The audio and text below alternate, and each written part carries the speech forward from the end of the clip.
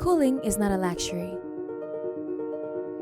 Cooling might be something you take for granted, but across a warming world, more than 1 billion people without access to cooling face increasing risk to their health and their productivity because they can't store fresh food, receive a safe vaccine, or find shelter in a heat wave.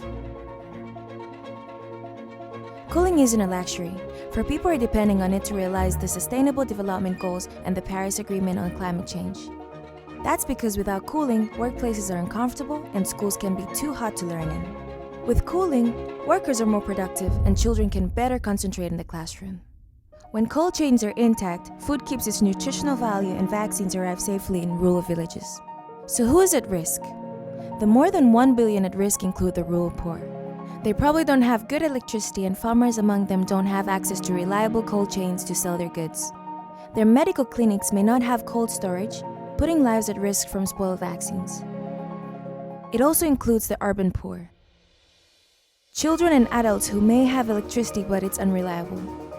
They may not be able to afford a fan or a fridge that could save their lives in a heat wave. More than 2 billion people represent a different risk. They'll soon be able to afford an air conditioner or fridge, but the options with the lowest upfront cost may be inefficient and could cause a dramatic increase in emissions. So, what are the solutions? Solar power can help rural people run fans and fridges. Cold storage and solar refrigeration for transport can also help keep food fresh longer and make sure vaccines arrive safely. For the urban poor, simple solutions like cool roofs and walls can keep temperatures down. They also need financing tools to buy energy-efficient fans and fridges. For lower middle-income people, performance standards ensure they have efficient, affordable appliances.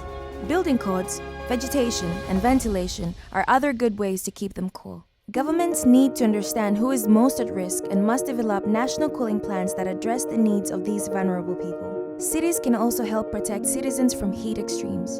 The global community, including the private sector, must support these efforts by testing solutions that are ready for scale, are affordable, and don't cause a dramatic increase in emissions. Together, we can provide cooling for all.